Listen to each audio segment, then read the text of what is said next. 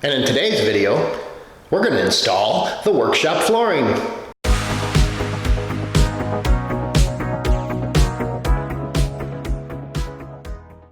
Hi, this is Mike from Meyer's Woodworking. Today we're going to install the workshop flooring. And at the end of this video, I'll let you know how it went, any pros and cons, or any other item that you might need if you decide to go this route. If you wouldn't mind hitting the like button to let me know this is content that you are interested in.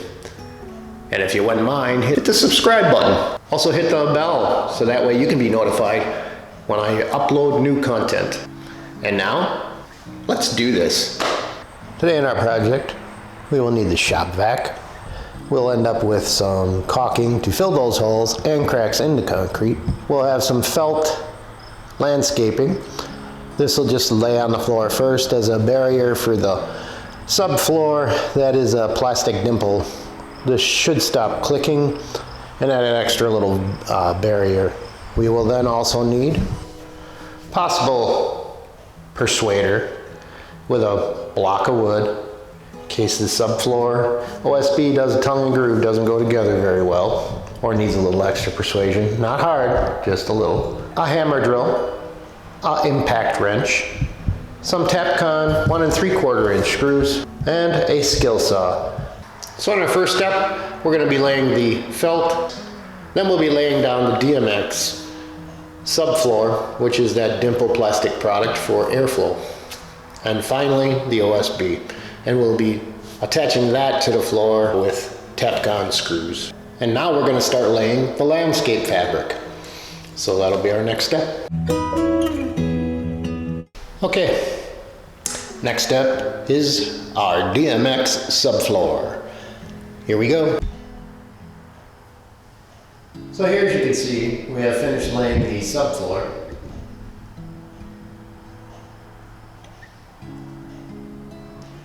So the dimple side is down, flat side is up, or the cup side, as they call it. We have also sealed the seam with the tape provided, and you could use tie-back tape. And it was pretty simple, easy to cut. It's a 1/4 inch, can handle 6,000 pounds a square foot. So the next step is to lay our OSB over the subfloor, drill through the OSB subfloor and into the concrete, and attach a 1 3/4 inch Tapcon screw. But before we add it, we'll add a little bit of silicone to just help seal up the hole that it created. We'll probably put in about 8 screws. We'll put 2 screws on the end of each board, 2 at the 4 foot and 1 in the 2 foot level in the center, and we'll end up then putting the next piece of 4 foot in its position. Complete the same thing with leaving an 1/8 inch gap between the 2 edges, and then we'll start an opposite. We'll put the 8 foot on. We'll put the 8 foot right here, and we'll put the 4 foot on that end. So here we go.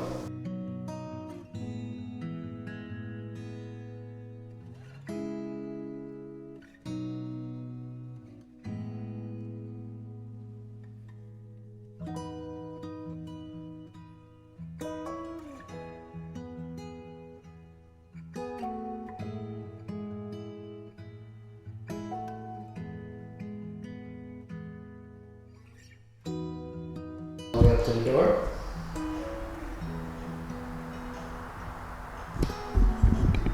So I'm pretty pleased with it. This took about total from beginning to end 7 hours. So the whole process again was just cleaning the floor. I laid down some landscape felt just as another barrier membrane. It also will stop any clicking that happens from this dimple, this plastic subfloor. This is the DMX product. It's got cups on one side and the legs on the other, or dimples as they call them. Lays on the ground, air flows through these little areas, so it'll never get moisture buildup or anything like that. Mold will stay down because of the moisture not building up, so air circulates through. Then I laid the OSB on top of that. This thing will hold 6,000 pounds per square feet. So that's pretty good. I don't have a 6,000 pound item that's going to sit down on a square foot, so we're good. Just want to say thanks for joining in. Products again, the items for this products will be below in a description if you want to take a look at them yourself. And